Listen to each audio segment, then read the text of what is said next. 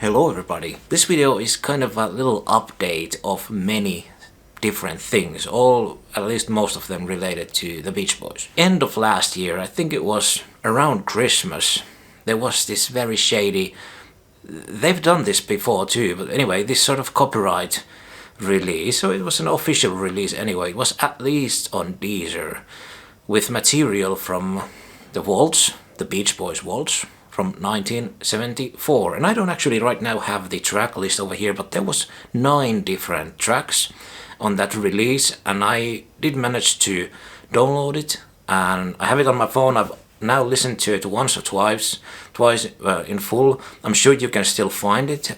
They pulled it off from that official site pretty fast, but I'm sure you can find it if you search copyright 1974 Beach Boys release or something like that. Anyway, it was pretty cool, and I was surprised that how much there was Dennis Wilson material. While I was listening to it, I was actually doing the dishes or cooking or something, so I wasn't paying attention to the names of the tracks or the details of sort of the meta information of who wrote it or who produced it or whatnot. I was just listening to it, and I was like, hey, well, this sounds just like Dennis, and this sounds just like Dennis, and then there you go, at the end of the track you could hear his voice, him talking or something. I was like, so cool. So there was this track called The Symphony, which was a Dennis Wilson tune, like a 5-minute long, super cool tune, sort of Smile-esque, I should say. And then there was a few tracks which were kind of demo versions of songs that Dennis would later record and release. At least one track like that. And then there was Brian's Jam, which was basically a shortening bread, groovy, little Moog bassy 30-second snippet, pretty funny. And probably the coolest thing of all was Rolling Up to Heaven, so we finally got a official version of Rolling Up to Heaven, which was pretty damn interesting. And someone actually wrote, I think it was on Reddit or something, that the metadata of that song said that it's written by Dennis, which is, might be a typo, but if it's true, it's pretty interesting, because for the longest of time everybody thought that it's Brian's song. So pretty cool.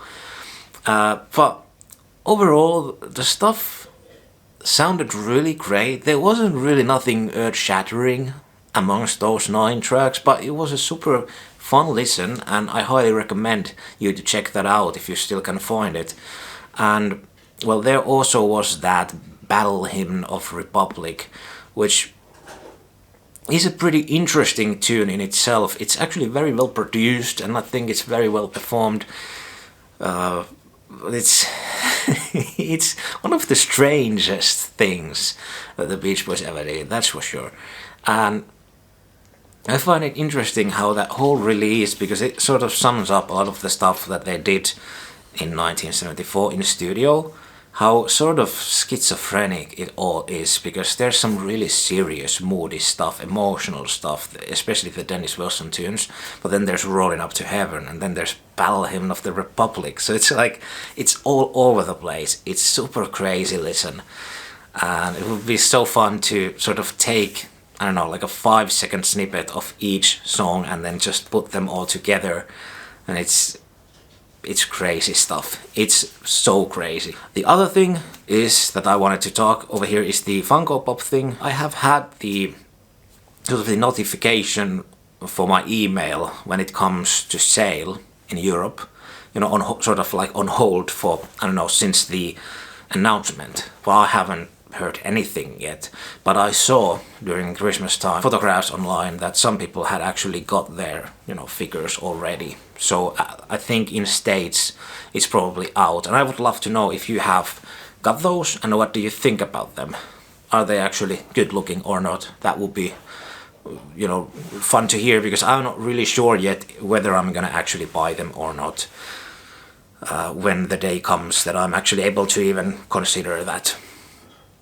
Then another sort of new thing popped up a day or two ago.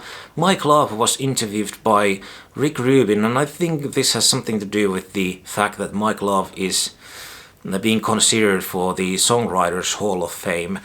And it was a lengthy interview. I think it was like hour and 30 minutes long.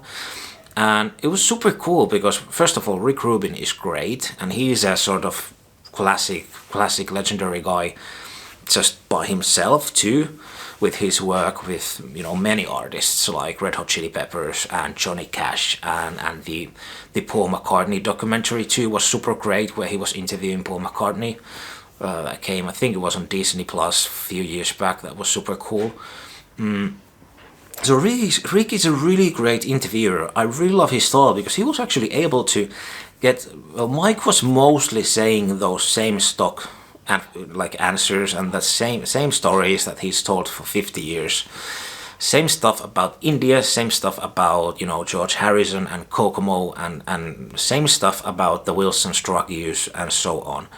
But Rick was able to sort of ask in the right way, so that he sort of got Mike to open up a little bit. So Mike actually talked about that infamous apple juice fast incident, which was super cool. I was laughing so hard when Rick started to ask about that phase. He was like, what about that fast? Tell me more about it. And Mike was like, well,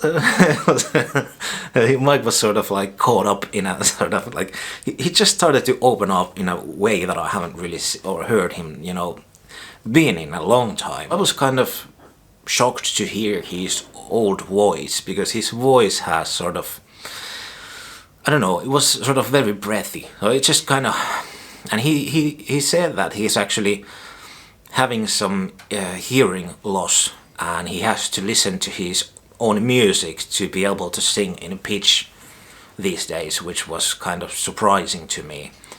But, you know, he's getting, you know, up there in age, so, you know, it's just one of those things, I guess, that happens when you get older. There wasn't really anything revelationary in it, but I highly recommend everybody checking it out. I'm sure you can find it from YouTube if you just search for Rick Rubin, Mike Love. And it's the recent interview. There wasn't any video attached to it, at least not on YouTube. But anyway, a very cool listen.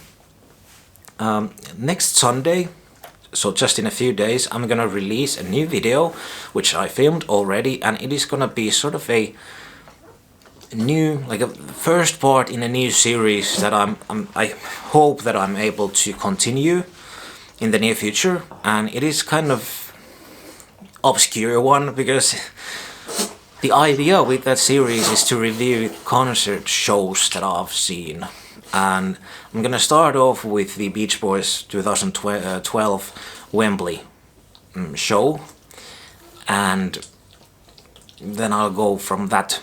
So basically, I have a few shows that I at least want to do a review of. There's a Leonard Cohen show from the same year, and then there's the Brian Wilson solo shows, maybe the Mike Love Beach Boys show from 2015, Royal Albert Hall, and then there's Peter Gabriel, I don't know, Ennio Morricone maybe, I don't know, like a few other sort of classic, sort of legendary artist shows that I witnessed. I don't really want to, at least not for now, start to do any sort of too deep, obscure artists, which I know that just wouldn't be interesting for most of the people.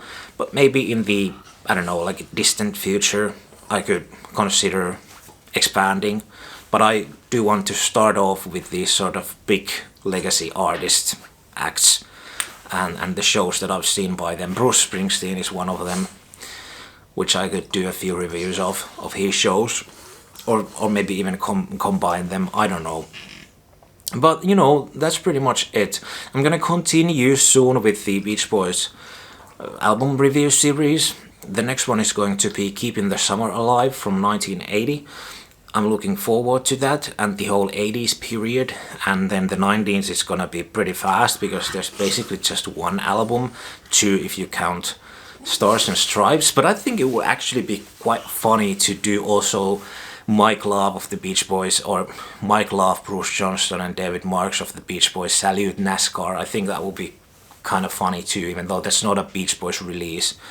And another thing also that I should be sort of getting into also is now the solo material, because I don't think I want to sort of, well, I'm not sure. Actually, it would be fun maybe to hear your opinion on this one, whether you think it would be better for me to now just do the rest of the Beach Boys albums first and then do all their solo stuff, or whether I should sort of just mix it up and then like now, you know, start with the solo album reviews too, because there's quite a many of those too, especially with Brian. So it would be fun to hear your thoughts on it, which way you think would be better. But anyway, hey, thanks for watching. I hope New Year and, you know, Christmas and everything went well with you, and hopefully see you soon again on the next video. Take care. Bye bye.